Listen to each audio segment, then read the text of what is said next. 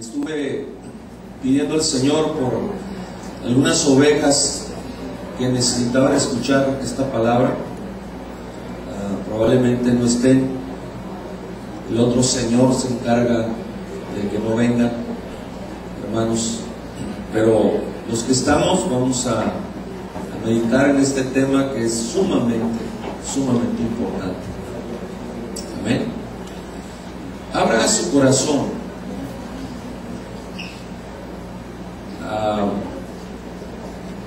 Espero que no sea necesario tener paramédicos aquí, por si alguien siente que le quiere dar un ataque al corazón o algo así. Abra su corazón. Escúcheme primero. Escúcheme hasta el final. Analice lo que quiero depositar en su corazón. Y Dios, si usted abre su corazón, Dios va a bendecir su vida de una manera especial. Como discípulo de nuestro amado apóstol Amador Valenzuela, hermanos, voy a compartirles un tema en esta tarde. Ustedes, la Iglesia del Señor, en este primer día de la semana, 18 de mayo del año 2014, y me voy a basar en un texto que hasta los niños lo conocen. San Juan capítulo 3 verso 16 dice la palabra del Señor: porque de tal manera, ¿pueden decir conmigo esta frase? Porque de tal manera amó Dios al mundo, que ha dado a su Hijo unigénito, para que todo aquel que en Él cree, en Jesucristo, no se pierda, mas tenga vida eterna. Señor, en este momento te engrandezco, te alabo, Señor, y te estoy pidiendo de una manera especial que trates en el corazón, en la mente de cada uno de tus hijos aquí presentes, Señor. Abre el entendimiento, Padre. Venga tu efecto sobrenatural, tu efecto milagroso, Señor, para que esta palabra sea recibida, sea comprendida, sea abierto el entendimiento, Señor, y tengamos una visión mejor de lo que tú has hecho por nosotros y cómo lo has hecho, Señor, por amor a nosotros. En el nombre de Jesucristo te lo pido, Señor, sea limpia esta atmósfera, Maestro, y se establezca tu atmósfera divina, santa, de protección, Señor, en contra de cualquier efecto que sea lanzado, proyectado por parte de nuestros enemigos, Señor, las potestades, las malicias espirituales que vagan por los aires. Cúbrenos, Señor, en el nombre glorioso de Jesucristo. Que ninguna ave, Señor, quite la semilla que va a ser depositada, sembrada en los corazones en esta tarde. En el nombre de Jesucristo, Señor, te lo pido. Amén. Tomen sus lugares, hermanos. El título de esta reflexión es: de tal manera amó Dios al mundo. De tal manera amó Dios al mundo. El texto que acabo de leer es un texto muy conocido. Y para este texto la palabra de Dios tiene más revelación sobre este acto de amor. Allá en la epístola de Tito, el Señor inspira la palabra al apóstol Pablo y le da revelación, amplía revelación sobre lo que escribió Juan. Y en los versos 13 y 14 dice: aguardando voy a leer como dice del griego al español, aguardando la bendita esperanza y la aparición de la gloria del gran Dios y Salvador de nosotros, Cristo Jesús, quien se dio a sí mismo en pro de nosotros o a favor de nosotros, para redimirnos de toda iniquidad y limpiar para sí mismo un pueblo que sea para Él solo, celoso de buenas obras. Gloria a Dios. San Juan 3:16, hermanos, es un verso clásico que hasta los niños lo recitan, pero no es un asunto de niños. Hay quienes no han concientizado el contenido de esta declaración, hermanos, cuando este texto encierra, el de San Juan 3:16, encierra la base, el fundamento de nuestra salvación. Y voy a asociar San Juan 3:16 con parte del Salmo 22, donde varios versos son proféticos y son alusivos al sacrificio de Jesús, y de donde el Señor le reveló a nuestro apóstol algunas cosas muy sumamente interesantes, hermanos amados. Y como discípulo de nuestro apóstol Valenzuela, yo se las quiero compartir en esta tarde. Salmo 22, los judíos relacionan el Salmo 22, ellos tienen su mentalidad, ellos relacionan el Salmo 22 con los actos de Esther. Y no tengo tiempo para explicar el trasfondo de todo esto, ese sería otro tema, pero lo relacionan con los actos de Esther que redundaron en la salvación para el pueblo judío. De hecho, el Salmo 22 lo recitan en una fiesta que se llama la fiesta del Purim, que está relacionada con todo lo que hizo Esther, hermanos. Y también relacionan el Salmo 22 con la esclavitud de Israel en Egipto. Como ellos están ciegos, no lo relacionan, ciegos hasta el día de hoy, no lo relacionan el Salmo 22 con el sacrificio de Cristo. Pero como nosotros no tenemos el entendimiento embotado o petrificado, hermanos, como lo tienen ellos hasta el día de hoy, nosotros sí lo vamos a relacionar con el sacrificio cruento de nuestro Señor Jesucristo. Este salmo describe los más grandes sufrimientos que un ser divino ha experimentado por encima, hermanos, de un ser humano. Ahora, refiriéndome a Jesús, no puedo decir sufrimientos de un ser humano, refiriéndome a Jesús. Porque eso, hermanos, llegaría a la línea del terreno de la blasfemia. Blasfemia que hemos cometido por ignorancia, por falta de más profundidad, de más revelación, de más rema en relación al logos, a la palabra del Señor.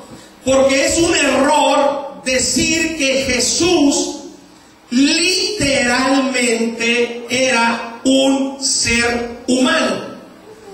Yo cometí ese error en el pasado, pero humildemente hoy lo corrijo, hermanos. Un upgrade, más revelación, porque hay un universo de diferencia al decir que Jesús se presentó al mundo en una manifestación humana, una expresión de su gloria, hermanos, a decir que Jesús era un humano literalmente como cualquiera de nosotros. una diferencia, hermanos, de un universo, el pensar de una manera o de la otra que acabo de explicar. Porque eso, pensar que Jesús literalmente era un humano como nosotros, hermanos, eso sería una blasfemia. Y a medida que explique otras cosas van a entender por qué. Primero de Timoteo 3:16 dice: e indiscutiblemente, es algo que no se puede discutir, es una verdad, hermanos, irrefutable. Grande es el misterio, que dejó de ser misterio, de la piedad, de la eusebia, del esquema. Eso quiere decir, cuando habla de grande es el misterio de la piedad, se refiere al gran misterio del esquema del evangelio, hermanos, del diseño de Dios en relación al evangelio, el plan de Dios en relación al evangelio, hermanos, que tiene que ver con la salvación de la humanidad. Y dice el texto: Dios fue manifestado en carne. Dios se faneró. Dios se faneró. O sea, Dios, esto quiere decir que Dios se mostró, escúcheme esta frase, aparente. Eso contiene la raíz, faneró,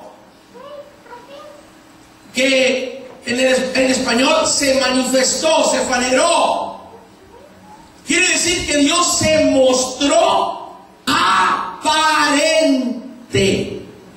en carne.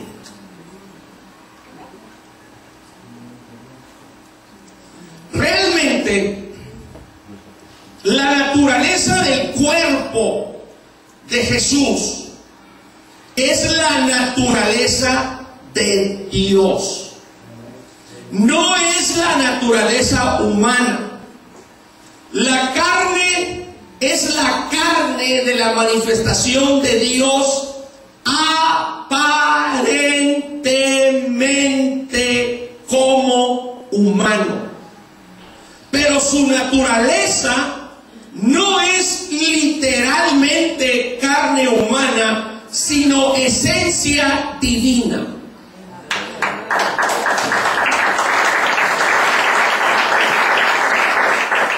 Romanos 8:3 habla de Jesús que vino, escuche, en semejanza de carne, de pecado. Y semejanza del griego homoioma quiere decir, eso significa parecido. Vino parecido en carne de pecado. Así que literalmente ni su cuerpo era de carne humana y mucho menos había en él pecado. ¿Por qué? Hermanos, el pecado de Adán y Eva, el pecado adámico, vino pasando de generación en generación en las familias que poblaban este mundo desde el principio. Por cuanto todos pecaron, dice la Escritura en Romanos, quedaron destituidos de la gloria de Dios. Adán y Eva perdieron la gloria de Dios que ellos tenían, hermanos. Y eso nos afectó de ahí hacia acá, nos afectó a todos. Pero en el caso del Señor Jesús, hubo una gran diferencia en su concepción, humanamente hablando. Para que una vida se conciba, se necesitan los 23 cromosomas del padre, del papá, y los 23 cromosomas de la madre, de la mamá. En el tiempo de la concepción, estos 46 cromosomas se unen y dan inicio a la vida humana. como nos pasó a cada uno de nosotros. En el caso del Señor Jesús, ni José puso sus 23 cromosomas, ni María añadió sus 23 cromosomas. Todo fue puesto por el Espíritu Santo.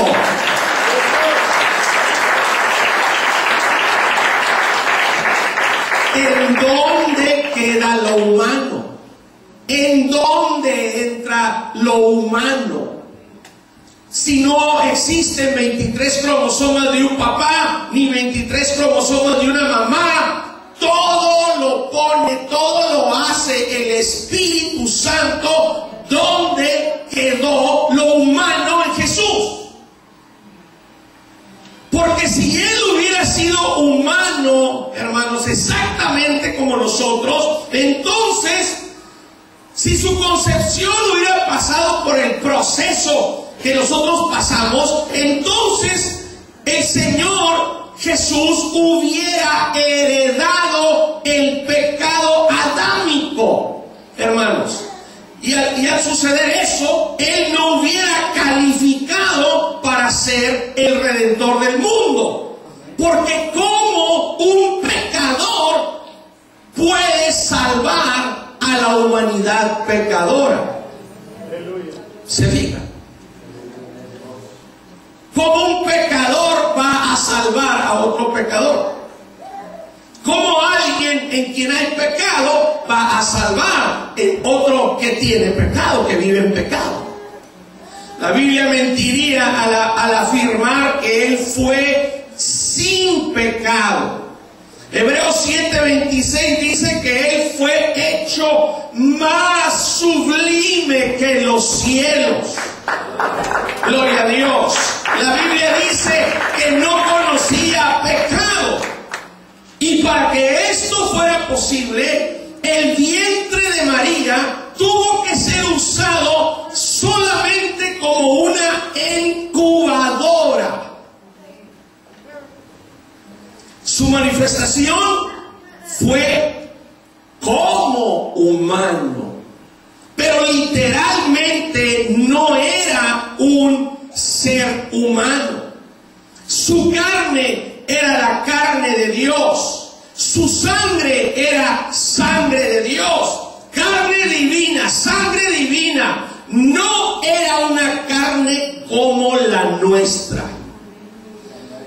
Como en el caso de Adán y Eva, antes de que pecaran, la carne que ellos tenían, hermanos, la dimensión de sus facultades mentales no era una carne como la nuestra.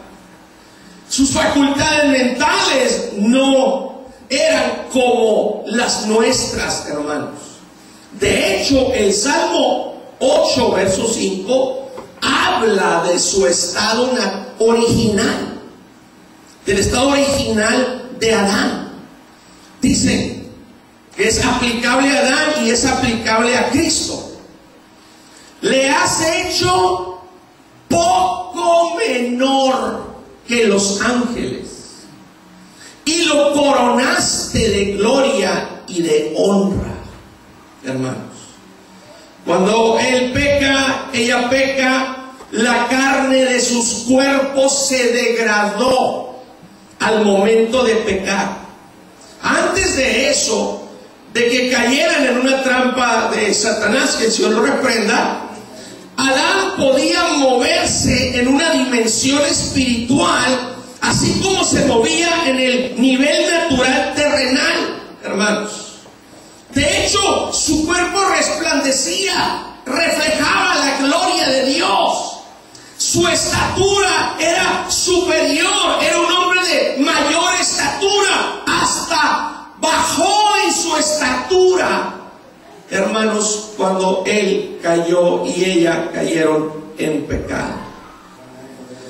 Pero antes de eso estaban en una dimensión espiritual, se movían en esa dimensión espiritual, hermanos. Su capacidad era sobrenatural, porque sus cuerpos no estaban sujetos a limitaciones humanas en el nivel en que fueron originalmente creados por Dios, hermanos, como están sujetos los cuerpos físicos, como los nuestros, o como quedaron ya después limitados los cuerpos de ellos, hermanos.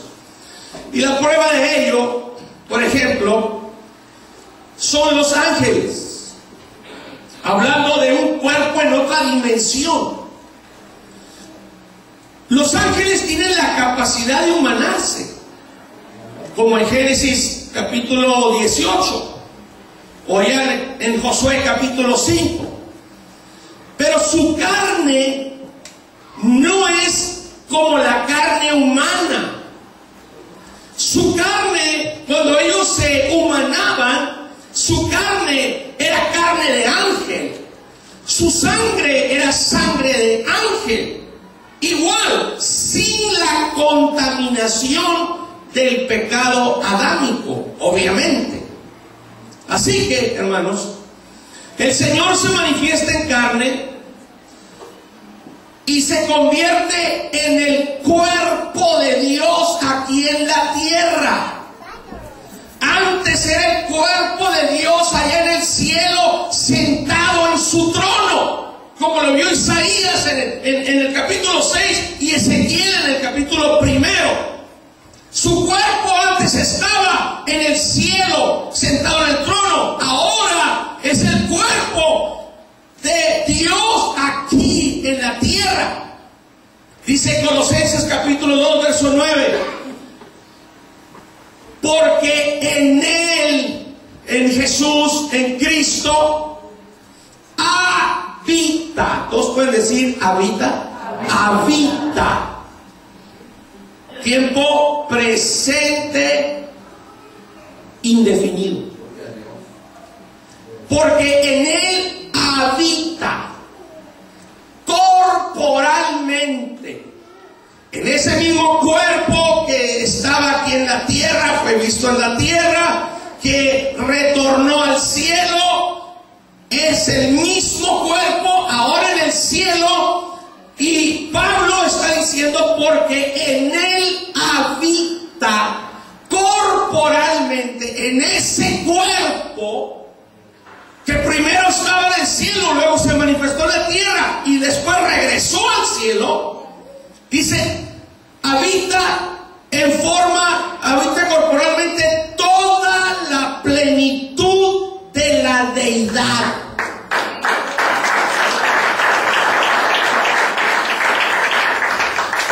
La Nueva Versión Internacional dice en Colosenses 2:9, toda la plenitud de la divinidad habita en forma corporal en Cristo. Así que lo que hay que observar es que no dice que habitó, sino que habita. Y Pablo lo afirma, hermanos, cuando ya Cristo no andaba en tierra de Israel, sino que estaba allá en el cielo, en su trono, hermanos, continuando con su gobierno sobre todo el universo. ¿Por qué Pablo se expresa así? Porque Dios sigue usando el mismo cuerpo. Corporalmente, toda la plenitud de la divinidad, todo Dios está, no estuvo, está en ese cuerpo. Pero volviendo a cuando estaba en ese cuerpo aquí en la tierra, de tal manera amó Dios a este mundo, a esta humanidad, siendo sin pecado, sin haber conocido pecado, hermanos, en sus planes para poder salvarnos, ser hecho pecado. Y eso tiene explicación. No quiere decir que se convirtió en un pecador. Qué terrible, hermanos. Todos aquí, lamentablemente, hemos experimentado que el pecado, hermanos, es algo horrible. Es una carga horrorosa. Tiene un peso destructor terrible, hermanos. Y el Salmo 22 describe sufrimientos internos y externos pero jamás inimaginables en el que nos amó hasta la muerte. Pero increíble, hermanos. Hay gente que pregunta que si en dónde están los méritos de Jesús. Hay quienes la crucifixión de Jesús no lo ven como mérito. Por un lado, pues resulta que muchos, este no fue un acto aislado, único. Muchos fueron crucificados antes que Cristo, hermanos, porque era parte del castigo romano para los criminales.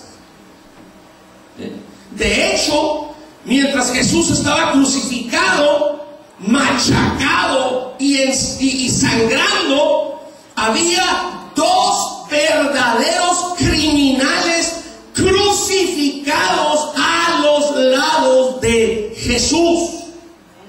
Y después de ese cruento día, las crucifixiones siguieron, hermanos.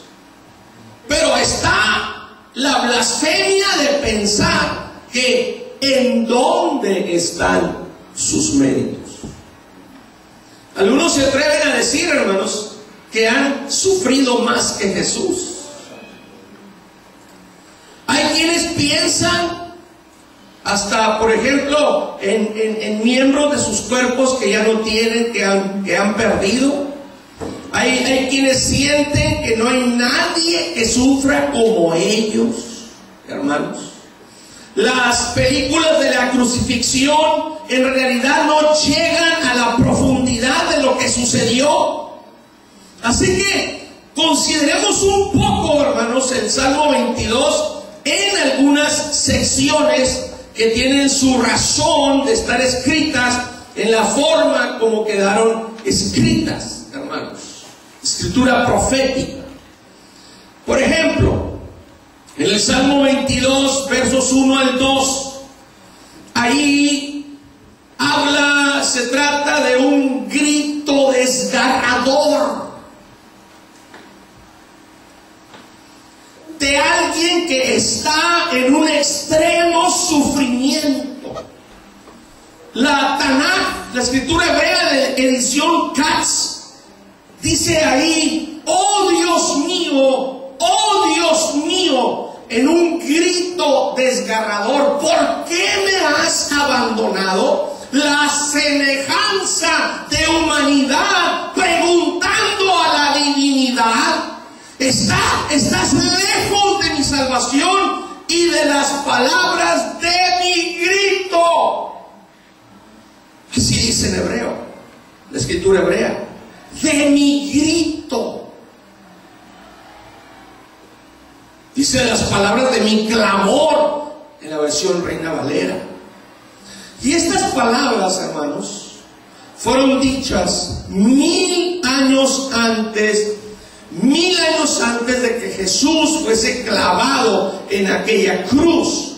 El Espíritu de Dios las inspiró en el salmista David. Pero 1000 años después salieron estas palabras literalmente de la boca de Jesús.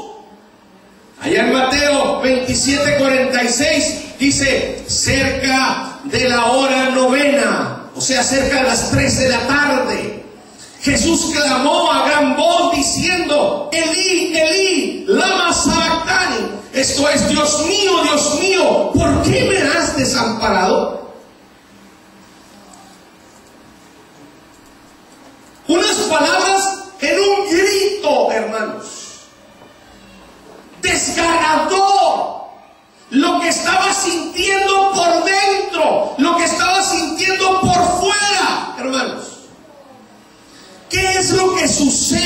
en ese momento en la cruz. Mientras uno de los criminales pensaba en su salvación, pero de manera irónica, y el otro estaba en un acto de arrepentimiento tardío.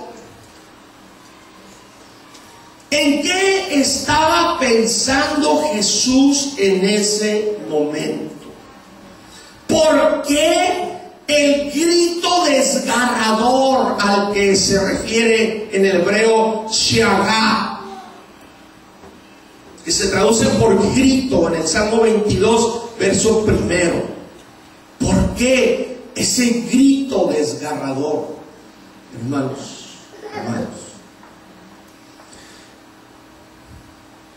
el Señor inspira al apóstol Pedro y nos dice la razón, revela la razón.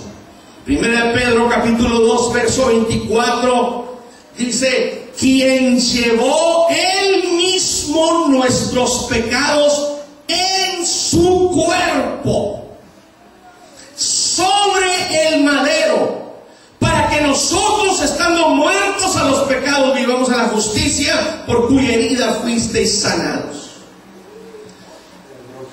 ¿En qué momento tomó nuestros pecados? Los pecados de la humanidad en su cuerpo, hermanos. ¿En qué momento? Cuando estaba sobre el madero, sobre la cruz.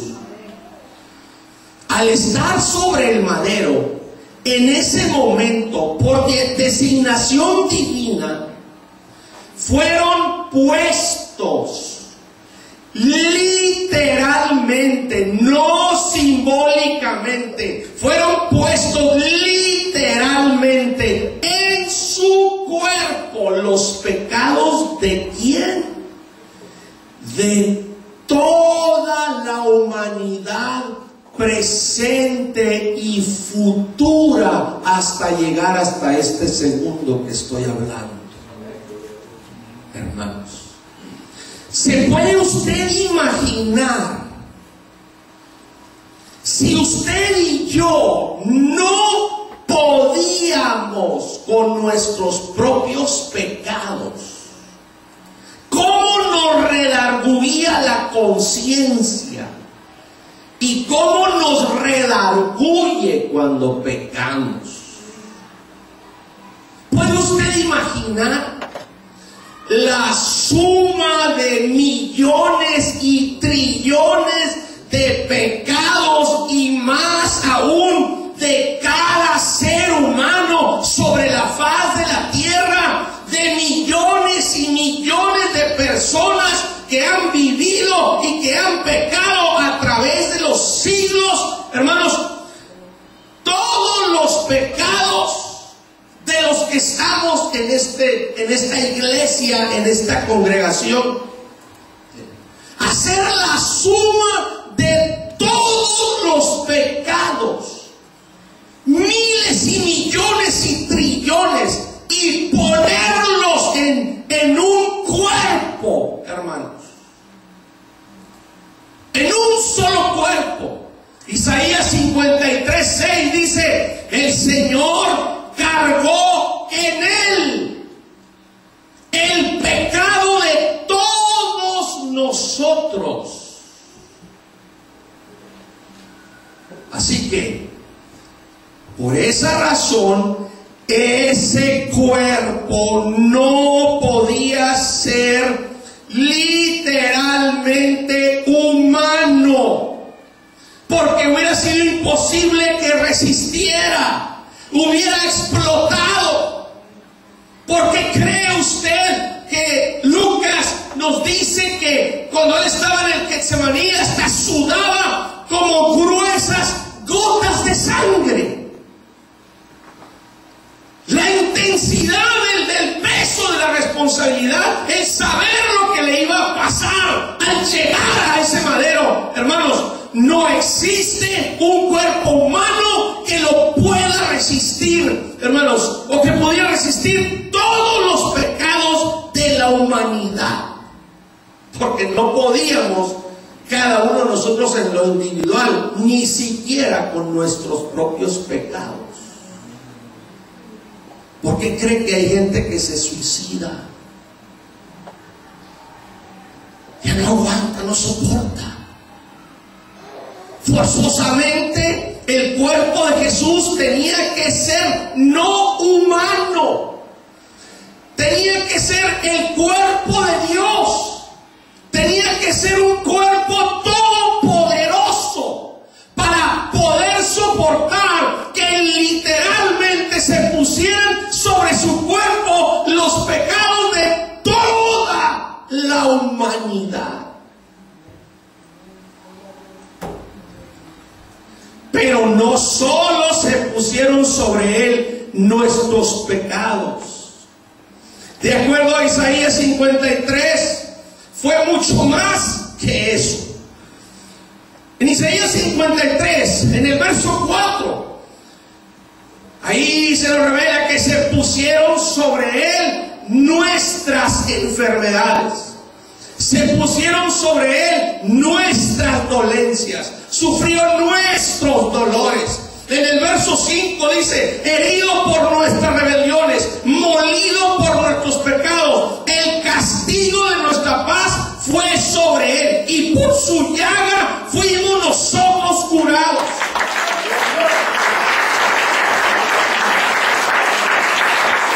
En el verso 11 dice: verá el fruto de la aflicción de su alma y quedará satisfecho.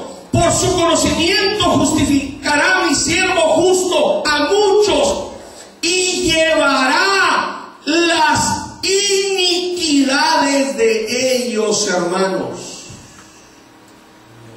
Entre eso tiene que ver, una iniquidad tiene que ver con lo torcido, lo que está torcido. Se imaginan todos los pensamientos torcidos de toda la humanidad presente de ese siglo primero y hasta el día de hoy sobre él. Hermanos,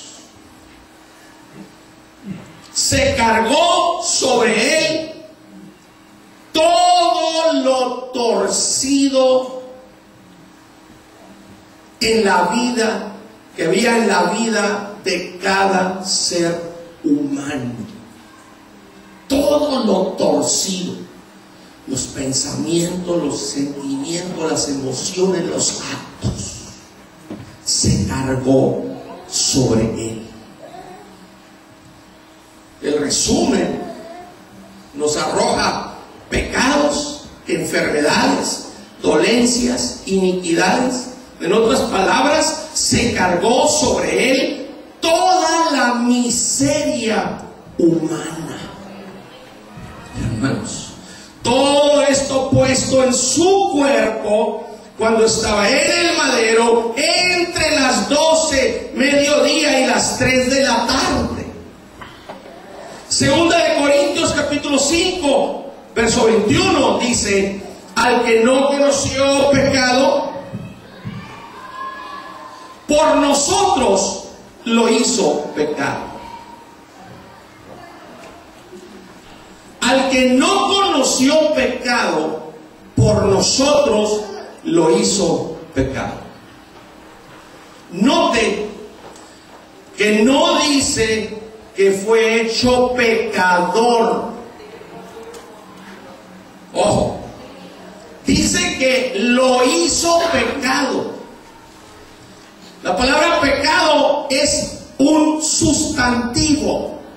Ese vocablo es un sustantivo, no es un verbo.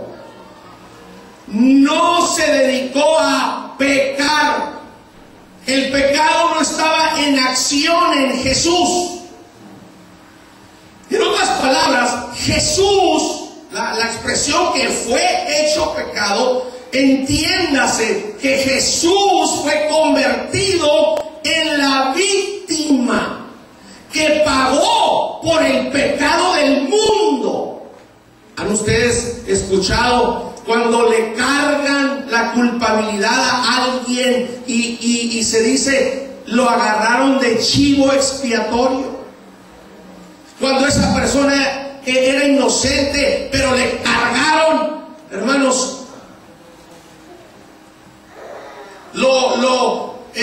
ciertos crímenes a esa persona.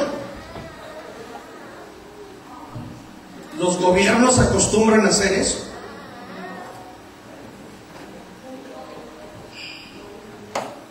Para que se crea que resolvieron un caso y no estar en las primeras planas y en las noticias.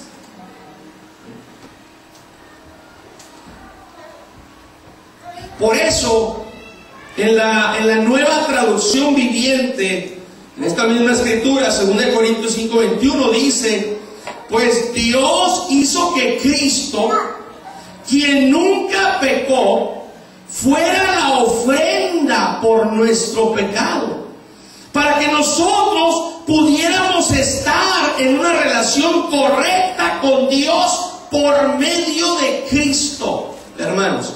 Porque de tal manera amó Dios al mundo.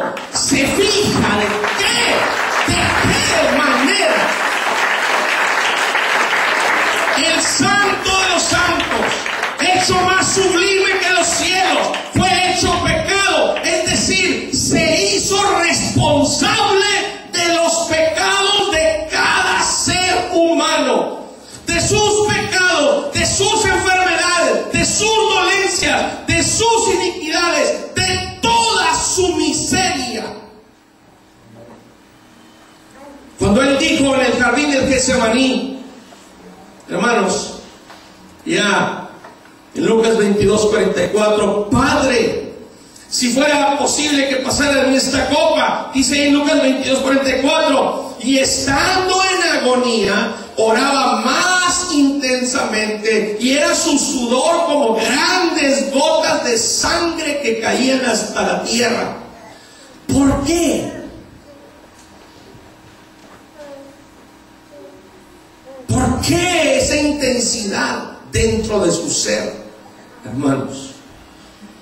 Porque sabía lo que iba a pasar en unas horas después de estar ahí en el huerto, y tenía temor. El temor que se describe en Hebreos 5:7, donde dice: y Cristo, en los días de su carne, ofreciendo ruegos y súplicas con gran clamor y lágrimas, no solamente, hermanos, sudó como gruesas gotas de sangre, también salieron lágrimas de sus ojos.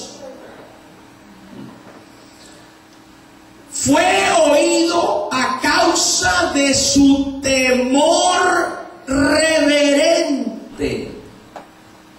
La pregunta es: ¿acaso tenía temor a la muerte? No. ¿Acaso tenía temor a los clavos? Que según el Salmo 22 dice que le fueron horadadas sus manos y sus pies. ¿Le tenían acaso temor a los clavos? No. Era temor reverente a cargar en su cuerpo puro la fuente de la pureza, a cargar en su cuerpo limpio la fuente de la limpieza, a cargar en su cuerpo santo la fuente de la santidad, en su cuerpo más sublime que los cielos, a cargar la repulsiva inmundicia de la humanidad, de toda la humanidad, hasta el día de hoy, hasta este segundo.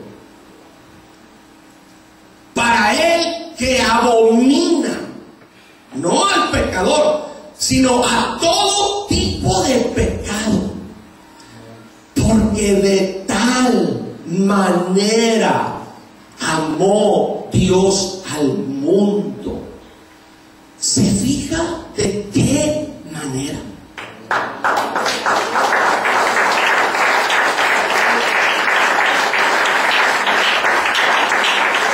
¿Estoy exagerando? ¿Soy sensacionalista? Dígame alguien de aquí, de este auditorio, de los pecados de quién aquí se quiere hacer usted responsable.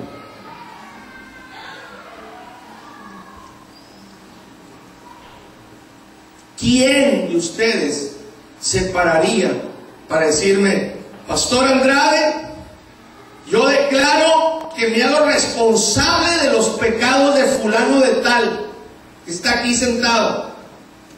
Que usted escogiera un hermano, una hermana. ¿Quién?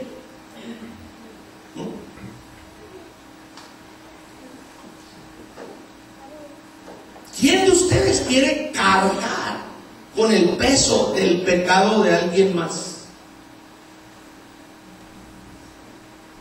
Los amo mucho, mucho, como alguien inclusive no se puede llegar a imaginar, pero cargar con el pecado de alguno de ustedes, hermanos, apenas puedo con mis propias necesidades.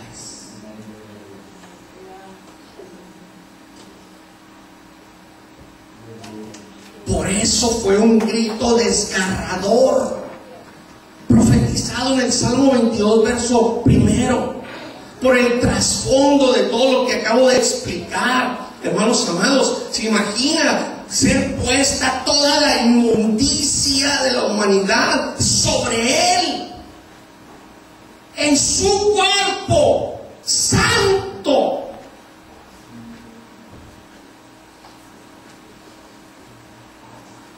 Es por todo esto, hermanos, que es algo muy serio que una persona rechace a Cristo y que tenga en poco lo que el Señor hizo en el Calvario. Y más serio es que un cristiano no le corresponda a Cristo, hermanos, como varios que no están aquí en esta tarde, que no entienden de qué manera el Señor los amó y los ama. Es por eso que es algo muy serio, hermanos. El no congregarse fielmente para alabarlo y adorarlo. El no demostrarle el amor obedeciendo sus mandamientos. Que alguien no le quiera servir como Él es digno. Que después de haberse encargado Cristo de sus pecados, le guste seguir pecando. Porque ¿a quiénes les gusta seguir pecando, hermanos? Han estado bajando de niveles. Hay quienes ya no les redarguye la conciencia, hermanos. Es muy serio que un cristiano no le corresponda al Señor que le importen más las necesidades de su casa, de su familia, que las necesidades de la iglesia del Señor, que costó su sacrificio y su sangre. Aquí en el Salmo 22, verso 3, hermanos, hay una paradoja. Salmo 22, verso 3. Dice: porque tú eres santo, tú que habitas entre las alabanzas de Israel. Antes habla de abandono, que tiene que ver con sus sufrimientos, pero ahora habla de alabanzas, sinónimo de alegría, sinónimo de júbilo, hermanos. O sea, la profecía de la crucifixión, ahí en el Salmo 22, es asociada con alabanza. Hermanos, pensemos. Todo este proceso de sufrimiento único, incomparable, el Señor en su corazón lo haría con gozo, ¿Lo haría con alabanza? Quiero que reflexionen en esto. ¿Hubiera sido acepto su sacrificio a Dios por la humanidad si lo hubiera hecho renegando, protestando, si lo hubiera hecho de mala gana, a fuerzas? ¿Hubiera sido acepto ese sacrificio? No. Por doloroso, por terrible que fuera, tenía que hacerlo con gusto, alabando con gozo, con satisfacción de su corazón, hermanos. El sacrificio tenía que ser perfecto. Así como los corderos no podían tener ningún defecto, tenían que ser perfectos para que fuera aceptado en el Antiguo Testamento ese sacrificio. El de Cristo, el Cordero de Dios, que quita el pecado del mundo, tenía que ser perfecto. Llegó a esa condición con gusto, alabando, con gozo, con satisfacción.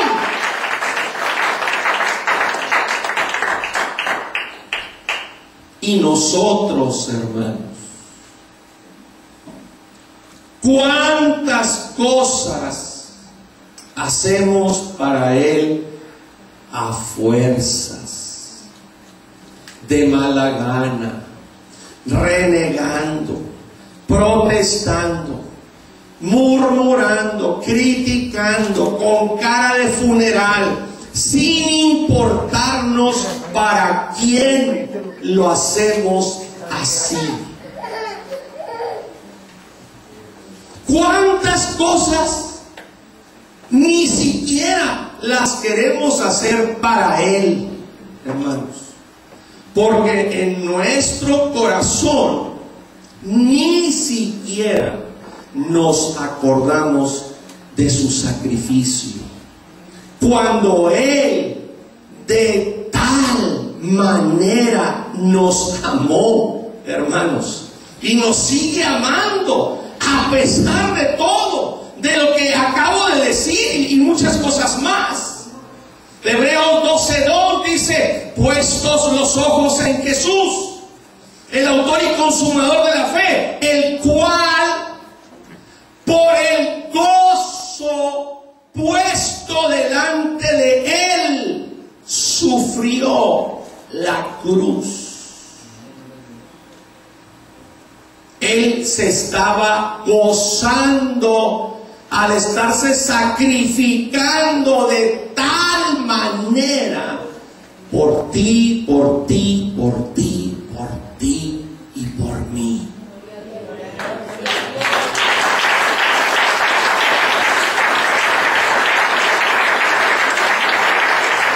Nosotros fuimos su motivación y lo que causó su gozo.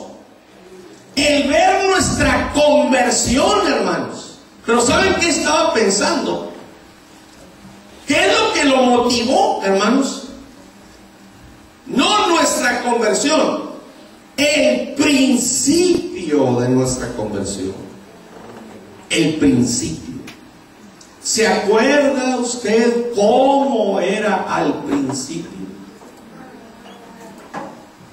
Porque si nos hubiera visto como si íbamos, como íbamos a ser tiempo después, sin querer venir a la iglesia, enfriados, resfriados, resentidos, sin querer someter áreas de nuestra vida al señorío de Cristo, con excusas y pretextos para no servirlo como Él es digno.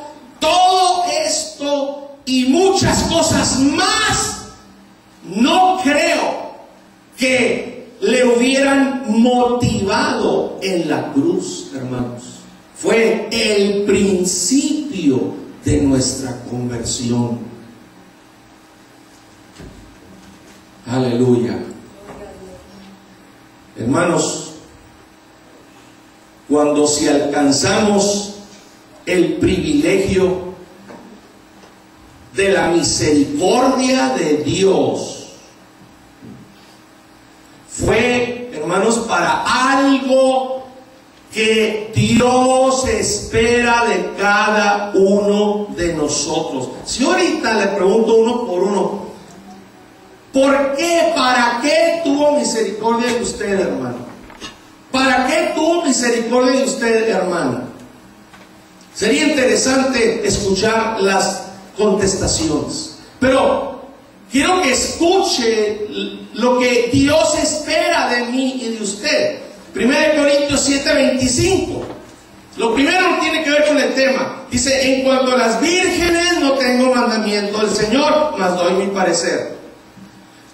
Aquí entra lo que sí tiene que ver con lo que estoy hablando. Dice Pablo, como, refiriéndose a él, como quien ha alcanzado misericordia del Señor para ser fiel.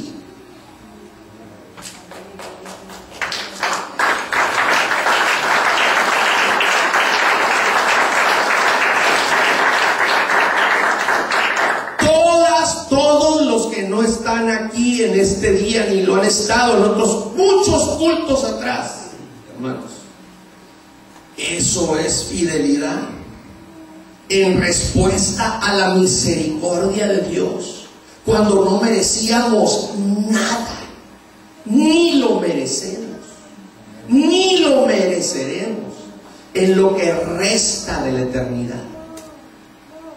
Pero hay quienes se dan ese lujo. ¿Saben por qué dejamos de serle fiel como al principio, hermanos? Porque aunque la Biblia dice, puestos los ojos en Jesús, dejamos de ver a Jesús y empezamos a ver a los seres humanos. Y ese efecto lo causa Satanás. No es obra del Espíritu Santo el quitar la vista del perfecto ejemplo que es nuestro Señor, para poner la vista en tal hermano, entre comillas, y en tal hermana, entre comillas. Como si ese hermano o esa hermana lo fuera o la fuera a salvar.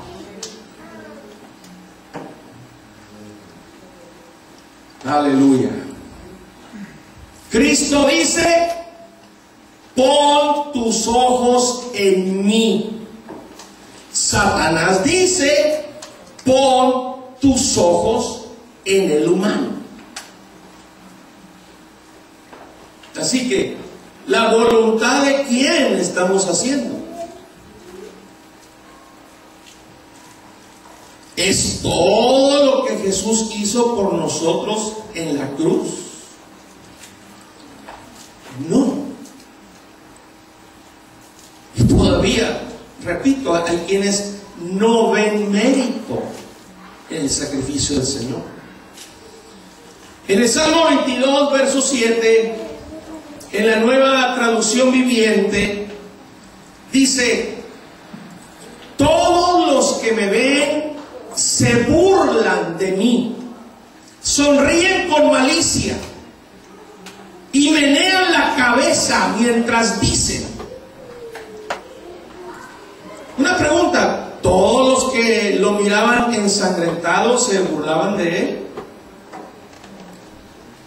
¿Se estaría burlando su madre, la madre de Jesús? ¿Se estarían burlando las Marías y demás mujeres? ¿Se burlarían sus discípulos de él y otros creyentes? No.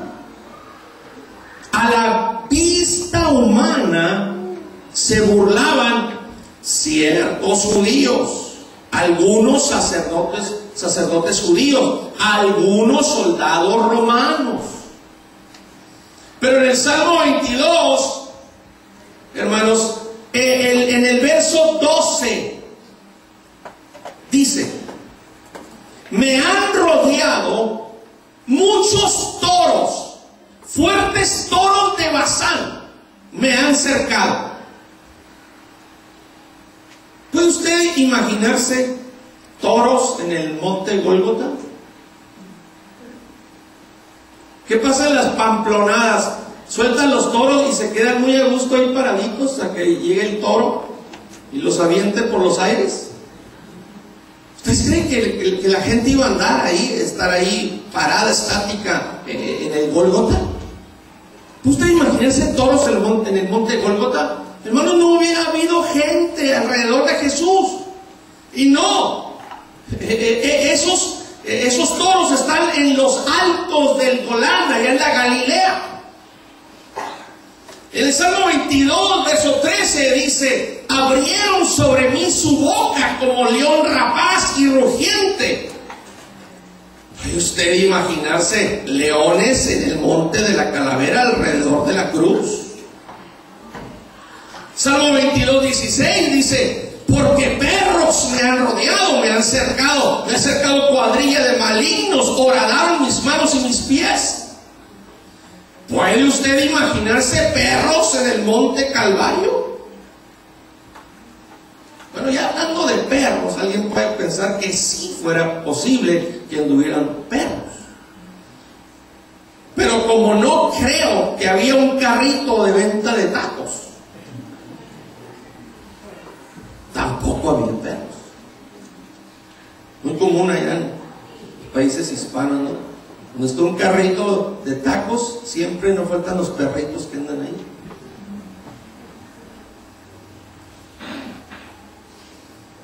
En el verso 21, Salmo 22, 21 dice: sálvame de la boca del león y líbrame de los cuernos de los búfalos. En la antigua versión dice los unicornios. ¿Puede usted imaginarse búfalos cercando o alrededor de Jesús? No, hermanos. A eso se refiere Pablo en 1 Corintios 15, 32. Si como hombre batallé en Éfeso contra fieras, ¿qué me aprovecha? Hermanos, Pablo no andaba de gladiador en un circo romano enfrentando fieras. Pablo luchó contra demonios en Éfeso. Demonios de idolatría, demonios de brujería, demonios de hechicería, hermanos, en la adoración a la diosa Diana y otras deidades que había paganas. Esas son las fieras, hermanos, todos los tipos de demonios que operaban de esa manera. Algo pasó en el mundo espiritual que humanos no podían ver. Resulta, hermanos, que el monumento al tonto que es Satanás convocó a una reunión de demonios alrededor de la cruz. Toros, leones, perros y búfalos. En la forma de expresarlo en el Salmo 22, la palabra búfalo viene de la raíz hebrea Raham, que significa el que se levanta, el que se enaltece. Así que literalmente no eran toros, no eran leones, no eran perros, no eran búfalos. Era Satanás levantándose y enalteciéndose contra Jesús. La Biblia dice que el diablo anda como león rugiente alrededor, buscando a quien devorar. Hermanos, era Satanás, hermanos, para burlarse de Jesús y que sus demonios se burlaran también. Por eso los convocó para decirles: miren lo que he hecho con él, yo he triunfado.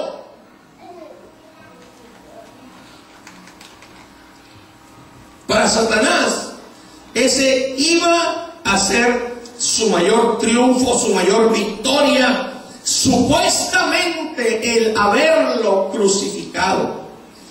Y según eso, hermanos, a los que quieren iniciar en el satanismo, se les dice, le hacen la pregunta: ¿quién es más fuerte? ¿Jesús o nuestro amo Satanás? es nuestro amo, porque Él lo crucificó y lo mató. Pero Cristo dijo: nadie me quita la vida,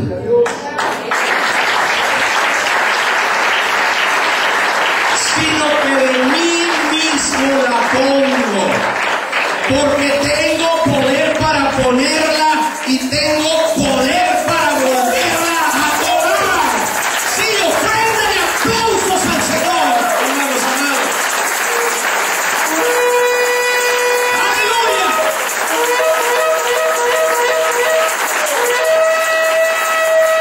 Tengo el poder para volverla a tomar. Y Él vive por los siglos de los siglos. Alabado sea el Señor. Y el topo del diablo, hermanos, el topo del diablo no sabía que estaba cayendo en el perfecto plan del Señor para salvar a la humanidad. El experto en poner trampas, que ya tenía como 4000 años de experiencia, cayó en la trampa del Señor. ¡Aleluya!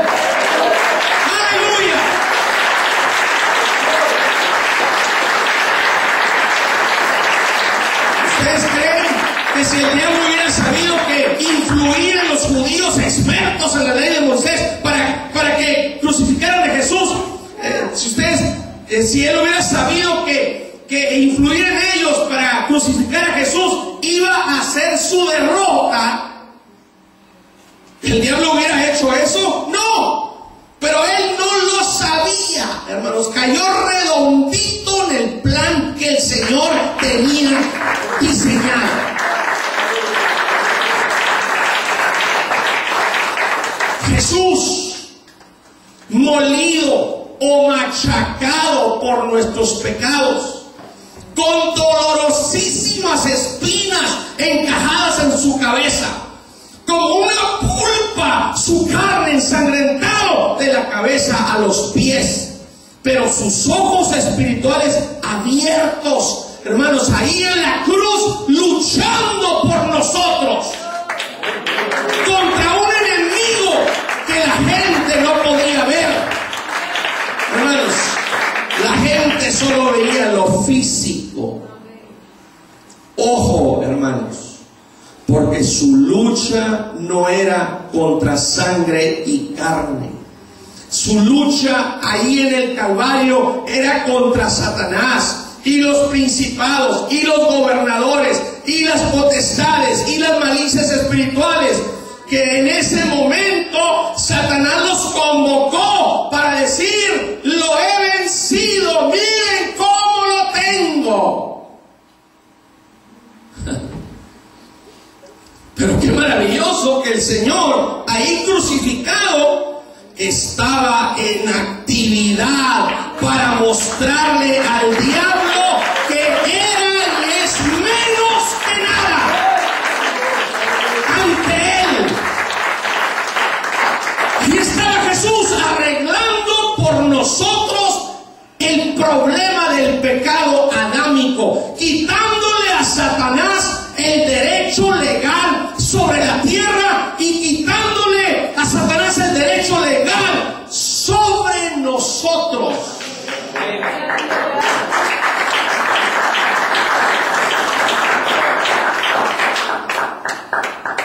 Colosenses 2, versos 13 al 15, dice: y a vosotros, estando muertos en pecados y en la incircuncisión de vuestra carne, o sea, sin haber hecho pacto con Él, os dio vida juntamente con Él, perdonándoos todos los pecados, anulando el acta de los decretos que había contra nosotros, anuló la ley que nos era contraria, significaba maldición para nosotros, quitándola del medio y clavándola en la cruz.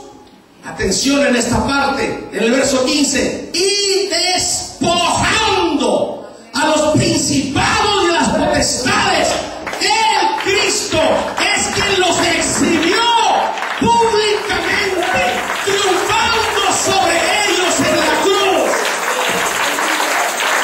Alabado sea el Señor.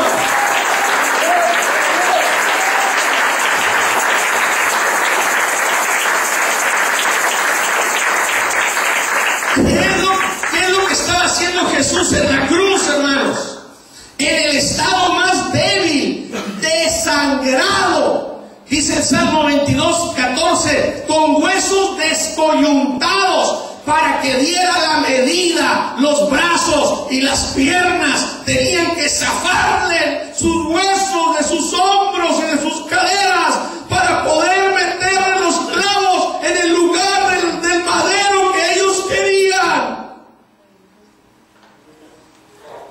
Dice el Salmo 22:17 que se podían contar todos sus huesos de lo flaco y debilitado que estaba por nosotros, por su tiempo de oración, sus tiempos de ayuno para nosotros, hermanos, para enfrentar lo que le esperaba. Y nosotros ni un día al mes queremos ayunar. Pero lo más débil de Dios es más fuerte que lo fuerte de los humanos. Lo más débil de Dios es más fuerte que lo fuerte de los demonios, hermanos. Y eso que estaba clavado, hermanos amados, haciendo todo esto por nosotros, ¿qué no podrá hacer desclavado? Hermanos, ya no está en esa cruz. Gloria a Dios, ¿qué no podrá hacer por nosotros?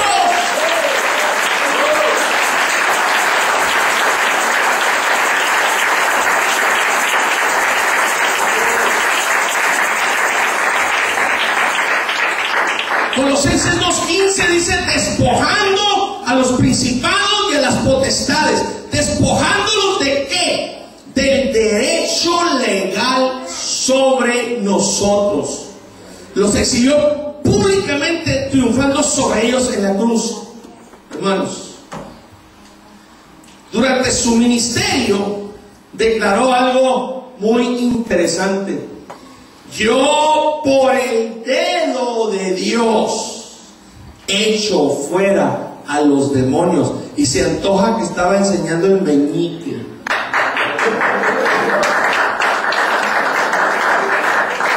Y más con un dedo echo fuera a los demonios, los lanzo al abismo. Ejerzo poder sobre ellos. Por eso el cristiano, si el Señor es el amo de su vida, si Él es el que gobierna su vida, puede vencer, debería de poder vencer todo ataque del enemigo, hermanos. Ahora, esto es algo muy importante. Para que tome efecto en mi vida lo que mi Cristo hizo en la cruz por mí, especialmente las personas que no han hecho pacto con Él, que no se han bautizado, que no se han entregado ya, han cerrado el proceso para empezar a vivir la vida cristiana que el Señor merece, el digno. Para que tome efecto en mi vida lo que mi Cristo hizo en la cruz por mí, tengo que aceptar que Él tenga el derecho legal de mi vida, que Él sea mi amo, el que gobierne mi vida. Hermanos, tengo que aceptarlo. Él despojó a Satanás de ese derecho legal, pero yo tuve que aceptar que Él tuviera el derecho en mi vida, que Él fuera el que dijera cómo yo debo de vivir, ya no vivir yo, hacer las cosas yo, hacer mi propia voluntad, hermano. Y esto es muy importante que toda persona visitante lo sepa. Para que Cristo tenga derecho legal sobre su vida, usted tiene que querer, tiene que aceptarlo. Porque mientras eso no suceda, mientras eso no sucedía en mi vida, el que tenía el derecho legal para traerme como me traía en el mundo era Satanás. Por eso vivía como vivía, pensaba como pensaba, hablaba como hablaba, actuaba como actuaba.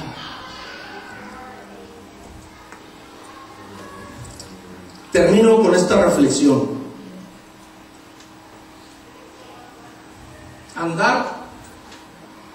Andar arrastrando la cobija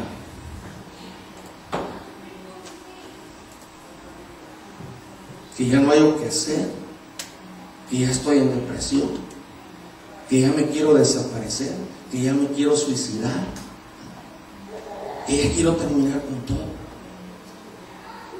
No refleja lo hecho en el Calvario. Él triunfó.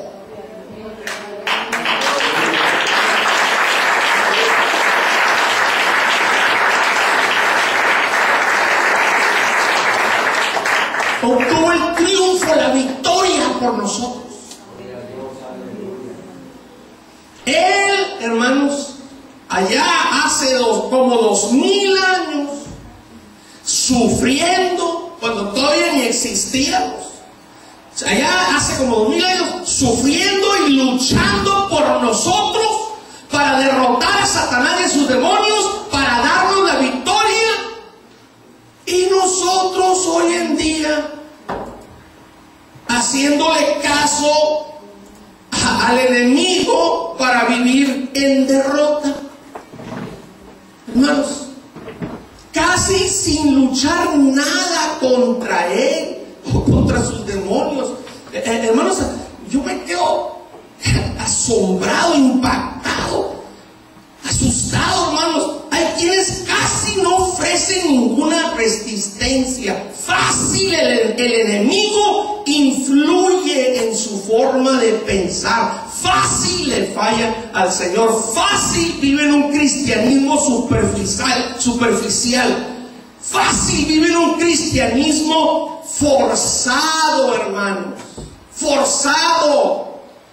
No entiendo cómo alguien batalla para amar a Cristo, para querer servirlo. Yo no puedo entender eso. Fácil vive en un cristianismo desganado. No hay sufrimientos con gusto. No hay sacrificios con gusto para Cristo, hermanos. ¿Por qué? Porque Cristo no es suficiente motivación. No es suficiente motivación. Viven de acuerdo a las circunstancias de la vida. Si la vida está bonita, me siento feliz. Si la vida no está muy agradable, ahí ando arrastrando la cobija. Mi motivación no es Cristo. Y eso es muy serio, hermanos.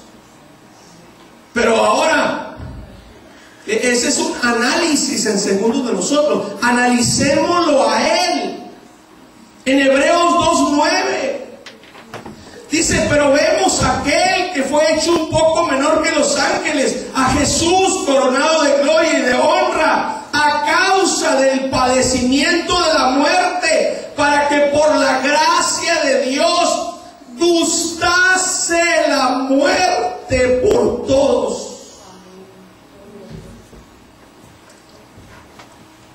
Que por la gracia de Dios gustase Jehová la muerte por todos. Por un lado, esto significa que Jesús sufrió la muerte por todos, porque sí lo sufrió. Pero por otro lado, significa que Jesús probó, saboreó la muerte por todos. Se le hizo sabroso el padecimiento de la muerte. Jesús probó el padecimiento de la muerte y le gustó. ¿Por qué? Hubiera sido acepto su sacrificio, hubiera tenido un mérito si lo hubiera hecho sin querer hacerlo, renegando, protestando, de mala gana, disgustado, enojado, hermanos, murmurando de nosotros con pensamientos torcidos. No. acepto hubiera servido para nada. Así como sirve para nada cuando hacemos las cosas así. Porque de tal manera amó Dios a este mundo.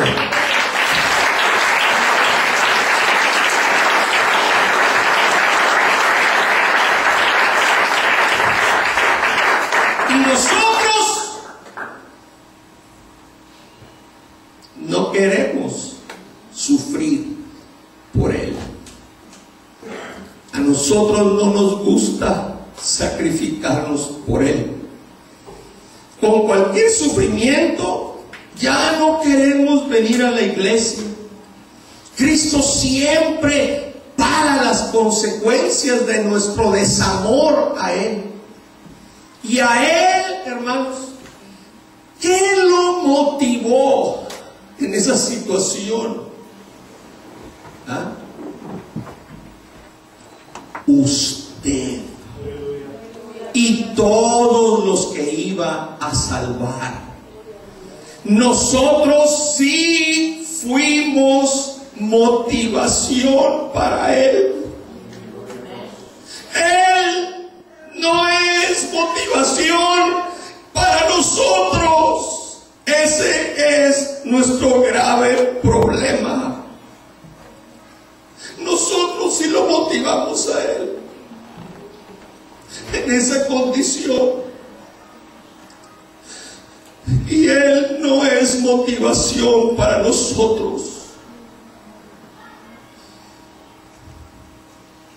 Voy a estar motivado dependiendo si me saludaron o no, si me llamaron o no, si me visitaron o no, si me buscaron o no.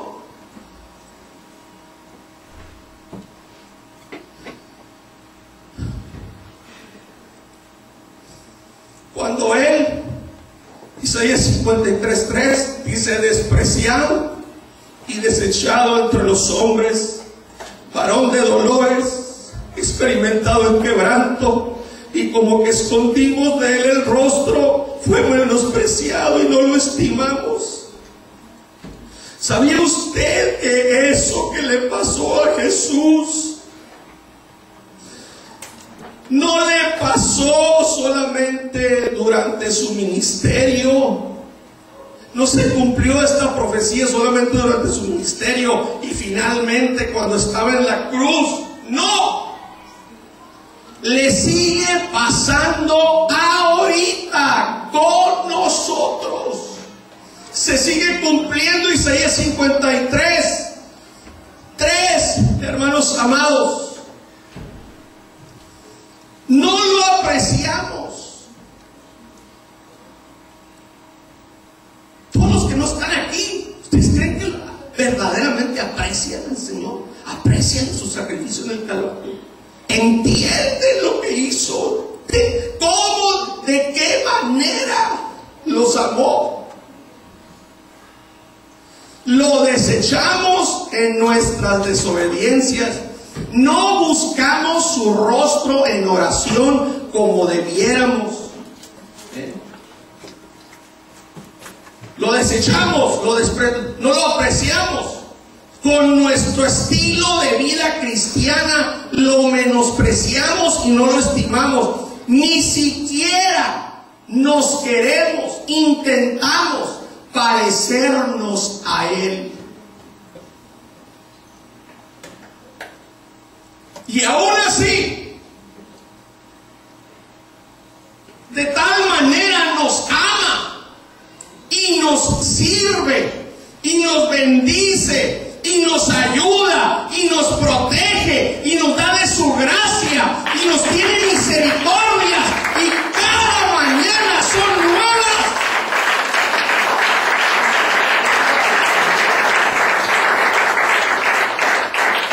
¿Por qué cada mañana son nuevas sus misericordias? Porque cada día sigo cometiendo nuevas necias burradas.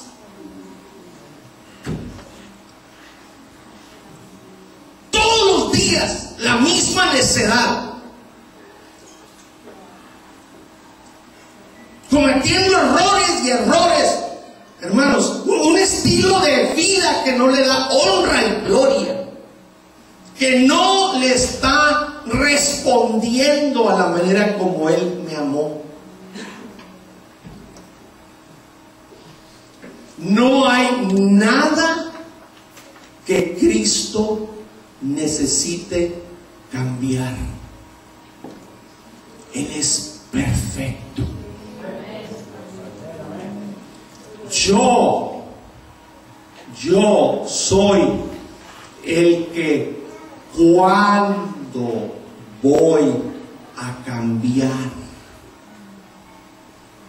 Yo cuando voy a crecer. Yo cuando voy a madurar. Yo cuando voy a dejar de ser como un niño berrinchudo, caprichoso, queriendo hacer mi voluntad, las cosas a mi manera. ¿Cuándo voy a hacer yo? ¿Cuándo voy a hacer lo que Dios diseñó que yo fuera? ¿Cuándo ya no voy a vivir yo, sino que Cristo va a vivir en mí? ¿Cuándo voy a hacer todas las cosas con gusto para Él?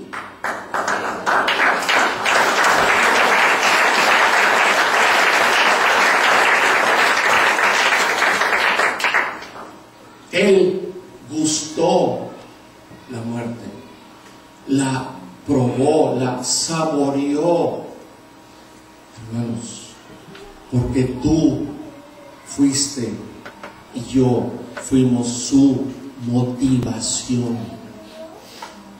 Fue puesto gozo delante de Él. Miró el principio de nuestra conversión, hermanos. Lo demás no lo quiso tomar en cuenta. Si su decisión se hubiera basado en cómo íbamos a hacer después,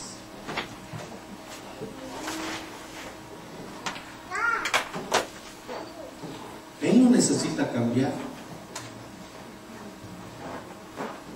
Él tiene el amor perfecto, la paciencia perfecta. Él perdona de manera perfecta.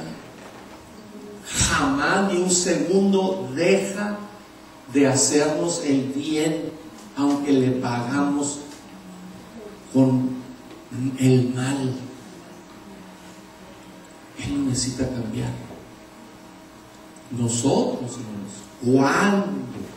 ¿cuándo vamos a cambiar? Que ya tiene fulana de tal tantas semanas y meses que no viene, y allá pensando, no hay amor, nadie me llama, nadie me busca, nadie me ha venido a visitar. ¿Es ese el diseño de Dios?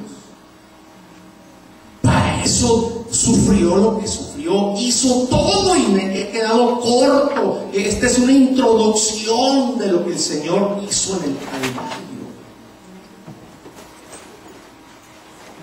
Es digno de que se nos hace.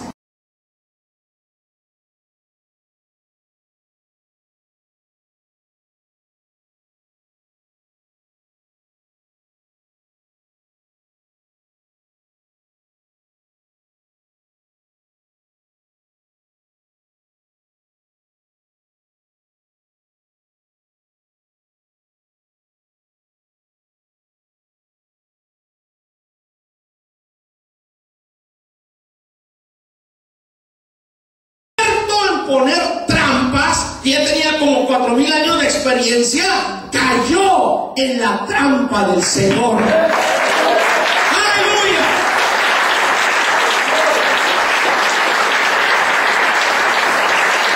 ¿Ustedes creen que si el diablo hubiera sabido que influir en los judíos expertos en la ley de Moisés para que crucificaran a si él hubiera sabido que influir en ellos para crucificar a Jesús iba a ser su derrota, ¿el diablo hubiera hecho eso? No. Pero él no lo sabía, hermanos. Cayó redondito en el plan que el Señor tenía diseñado. Jesús, molido o machacado por nuestros pecados, con dolorosísimas espinas encajadas en su cabeza, como una pulpa, su carne ensangrentado de la cabeza a los pies, pero sus ojos espirituales abiertos, hermanos, ahí en la cruz, luchando por nosotros, contra un enemigo que la gente no podía ver. Hermanos, la gente solo veía lo físico. Ojo, hermanos, porque su lucha no era contra sangre y carne.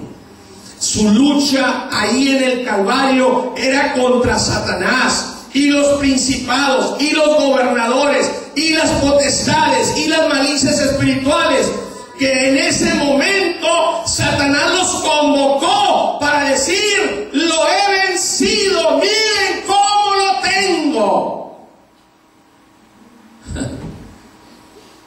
Pero qué maravilloso que el Señor ahí crucificado estaba en actividad para mostrarle al diablo que era y es menos que nada ante él. Y estaba Jesús arreglando por nosotros el problema del pecado adámico, quitándole a Satanás el derecho legal sobre la tierra y quitándole a Satanás el derecho legal sobre nosotros.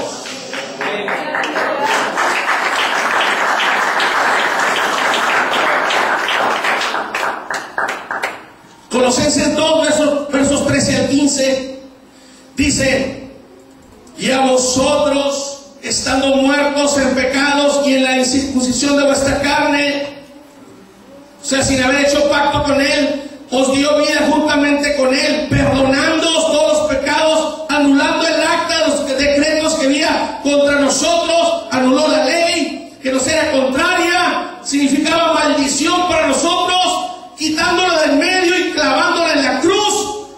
Atención en esta parte, en el verso 15, y despojando a los principados y a las potestades, el Cristo es quien los exhibió públicamente, triunfando sobre ellos en la cruz. Alabado sea el Señor.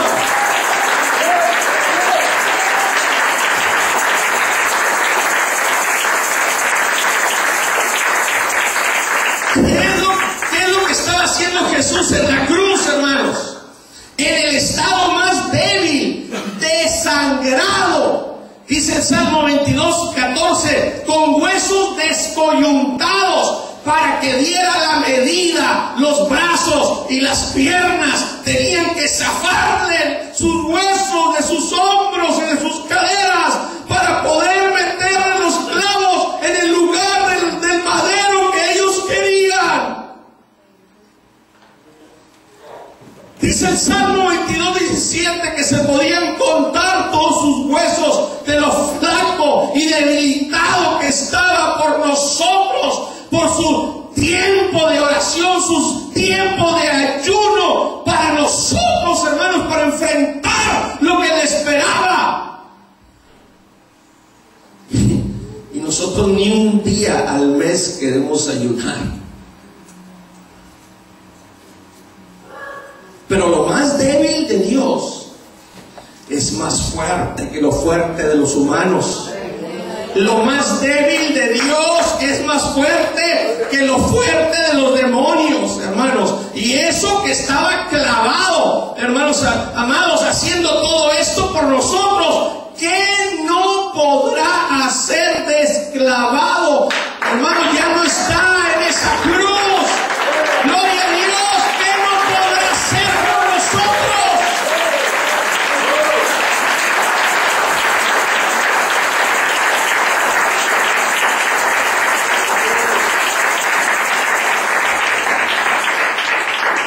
Colosenses 2:15 dice: despojando a los principados y a las potestades. ¿Despojándolos de qué? Del derecho legal sobre nosotros. Los exhibió públicamente, triunfando sobre ellos en la cruz. Hermanos, durante su ministerio declaró algo muy interesante: yo por el dedo de Dios echo fuera a los demonios. Y se antoja que estaba enseñando el meñique.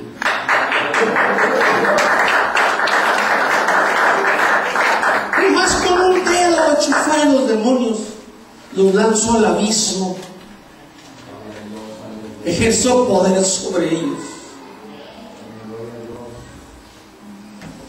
Por eso el cristiano, si el Señor es el amo de su vida, si Él es el que gobierna su vida, puede vencer, debería de poder vencer todo ataque del enemigo, hermanos. Ahora, esto es algo muy importante. Para que tome efecto en mi vida lo que mi Cristo hizo en la cruz por mí, especialmente las personas que no han hecho pacto con Él, que no se han bautizado, no se han entregado ya, han cerrado el proceso para empezar a vivir la vida cristiana que el Señor merece, el digno. Para que tome efecto en mi vida lo que mi Cristo hizo en la cruz por mí, tengo que aceptar que Él tenga el derecho legal de mi vida, que Él sea mi amo, el que gobierne mi vida. Hermanos, tengo que aceptarlo. Él despojó a Satanás de ese derecho legal, pero yo tuve que aceptar que Él tuviera el derecho en mi vida, que Él fuera el que dijera cómo yo debo de vivir, ya no vivir yo, hacer las cosas yo, hacer mi propia voluntad, hermano. Y esto es muy importante que toda persona visitante lo sepa. Para que Cristo tenga derecho legal sobre su vida, usted tiene que querer, tiene que aceptarlo.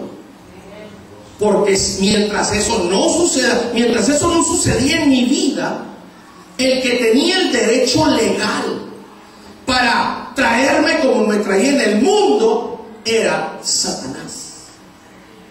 Por eso vivía como vivía, pensaba como pensaba, hablaba como hablaba, actuaba como actuaba.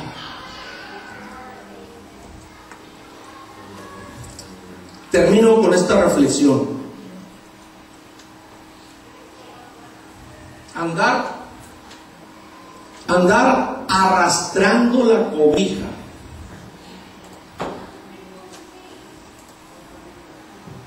que ya no hay o qué hacer, que ya estoy en depresión, que ya me quiero desaparecer, que ya me quiero suicidar, que ya quiero terminar con todo,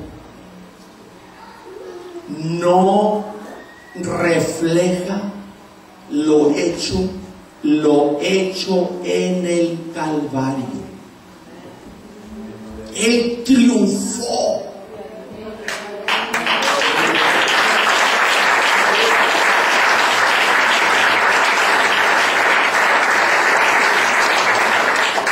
Obtuvo el triunfo, la victoria por nosotros. Él, hermanos, allá hace como 2000 años, sufriendo, cuando todavía ni existíamos, allá hace como 2000 años, sufriendo y luchando por nosotros para derrotar a Satanás y a sus demonios, para darnos la victoria.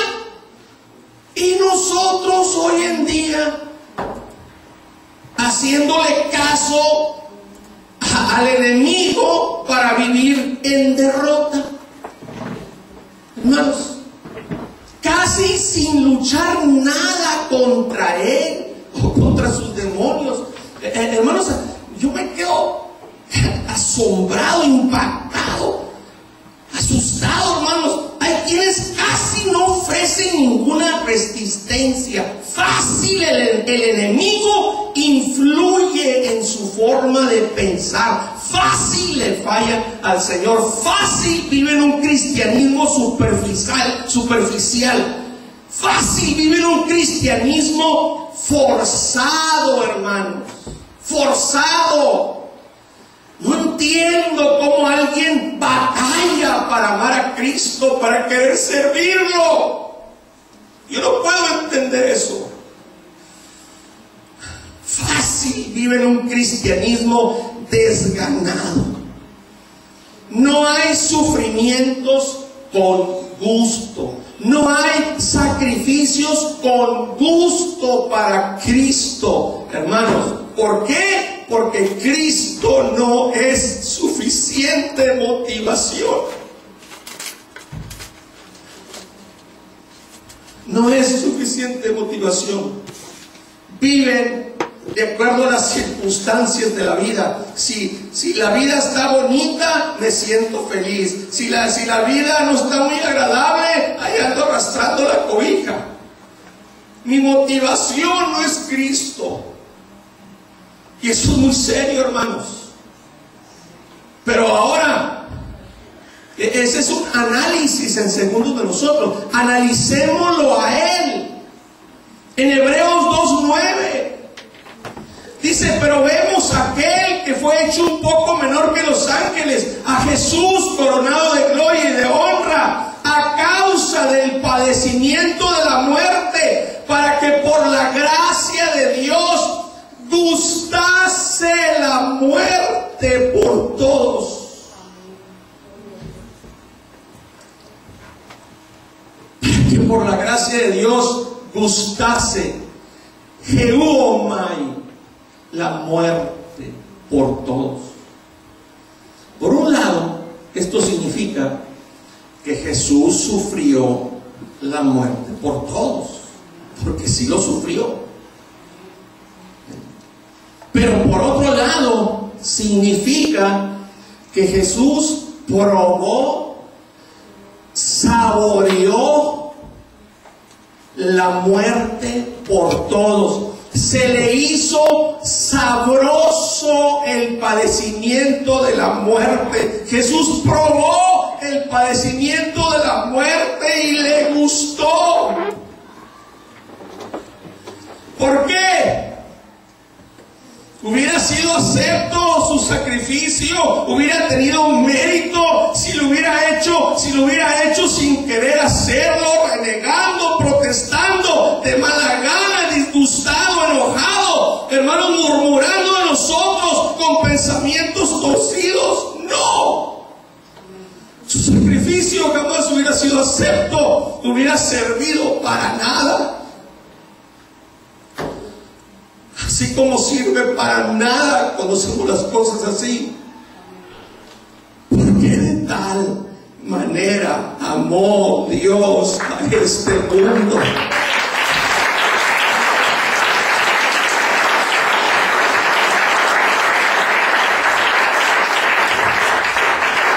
Y nosotros no queremos sufrir por Él. A nosotros no nos gusta sacrificarnos por Él. Con cualquier sufrimiento ya no queremos venir a la iglesia. Cristo siempre paga las consecuencias de nuestro desamor a Él. Y a Él, hermanos, ¿qué lo motivó en esa situación? ¿Ah? Usted y todos los que iba a salvar. Nosotros sí fuimos motivación para Él. Él no es motivación para nosotros. Ese es nuestro grave problema. Nosotros sí lo motivamos vamos a Él en esa condición. Y Él no es motivación para nosotros.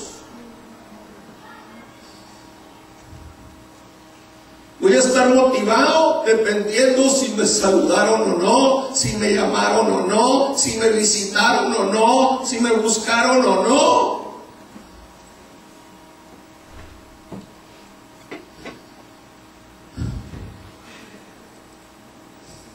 Cuando Él, Isaías 53:3 dice: despreciado y desechado entre los hombres, varón de dolores, experimentado en quebranto, y como que escondimos de Él el rostro, fue menospreciado y no lo estimamos. ¿Sabía usted que eso que le pasó a Jesús no le pasó solamente durante su ministerio? No se cumplió esta profecía solamente durante su ministerio y finalmente cuando estaba en la cruz. No, le sigue pasando ahorita con nosotros. Se sigue cumpliendo Isaías 53:3, hermanos amados. No lo apreciamos. Todos los que no están aquí, ¿ustedes creen que verdaderamente aprecian al Señor? ¿Aprecian su sacrificio en el Calvario? ¿Entienden lo que hizo? ¿Cómo? ¿De qué manera los amó? Lo desechamos en nuestras desobediencias. No buscamos su rostro en oración como debiéramos. Lo desechamos, no lo apreciamos. Con nuestro estilo de vida cristiana lo menospreciamos y no lo estimamos. Ni siquiera nos queremos, intentamos parecernos a Él. Y aún así, de tal manera nos ama y nos sirve y nos bendice y nos ayuda y nos protege y nos da de su gracia y nos tiene misericordia y cada mañana son nuevas.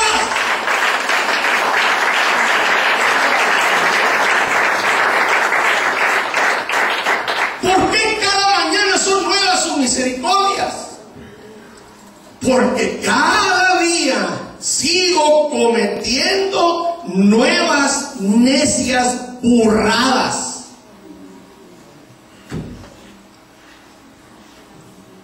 Todos los días la misma necedad. Cometiendo errores y errores. Hermanos, un estilo de vida que no le da honra y gloria, que no le está respondiendo a la manera como Él me amó. No hay nada que Cristo necesite cambiar. Él es perfecto.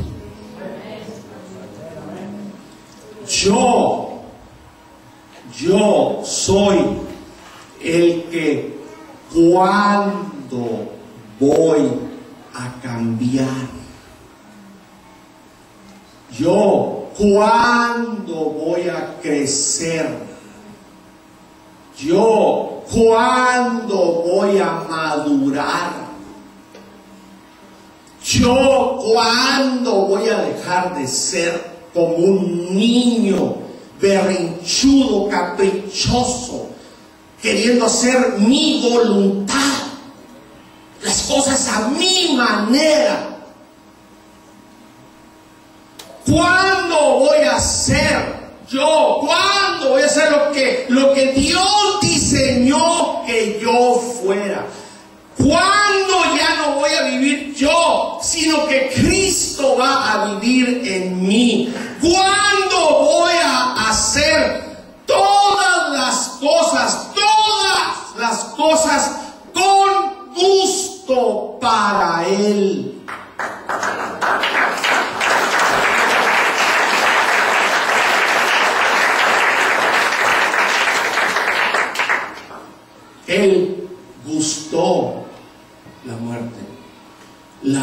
probó, la saboreó, hermanos, porque tú fuiste y yo fuimos su motivación.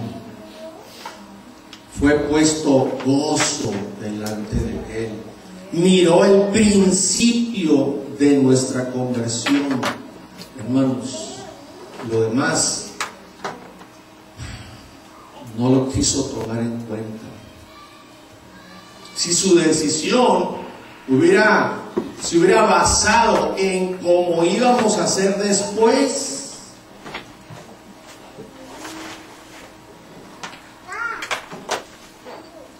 Él no necesita cambiar. Él tiene el amor perfecto, la paciencia perfecta. Él perdona de manera perfecta. Jamás ni un segundo deja de hacernos el bien, aunque le pagamos con el mal. Él no necesita cambiar. Nosotros, hermanos, ¿cuándo vamos a cambiar? Que ya tiene fulana de tal tantas semanas y meses que no viene, y allá pensando, no hay amor, nadie me llama, nadie me busca, nadie me ha venido a visitar. ¿Es ese el diseño de Dios? Para eso sufrió lo que sufrió, hizo todo, y me he quedado corto. Esta es una introducción de lo que el Señor hizo en el Calvario. Es digno de que se nos haga. Si mi motivación para seguir adelante van a ser seres humanos, hermano, hace décadas que me hubiera dedicado a otra cosa.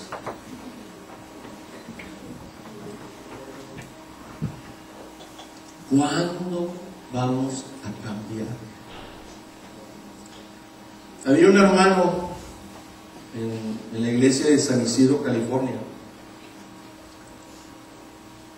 A veces cuando el predicador o el que estaba dirigiendo el culto decía algo, ¿no? Pudiera ser, hermanos, que nunca vamos a dejar al Señor, y que alguna expresión así parecida. Y luego él se sentaba en un extremo, creo que de este lado. Estaba ciego, él, su esposa también, los dos eran ciegos. Era el hermano Montes, tenía su bastón blanco. Y cuando hacían una pregunta, una declaración así, se oía la voz de allá del hermano que decía, never. Así gritaba. O sea, se expresaba como se lee literalmente la palabra, never, never, que quiere decir nunca. Y hay algunos casos, hermanos, ¿cuándo van a cambiar? Never.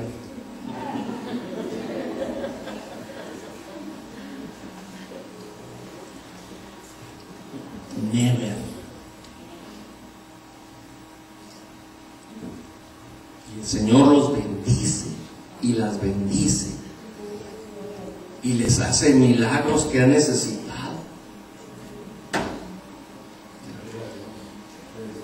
Pero de cambiar, never. Esto se pierde.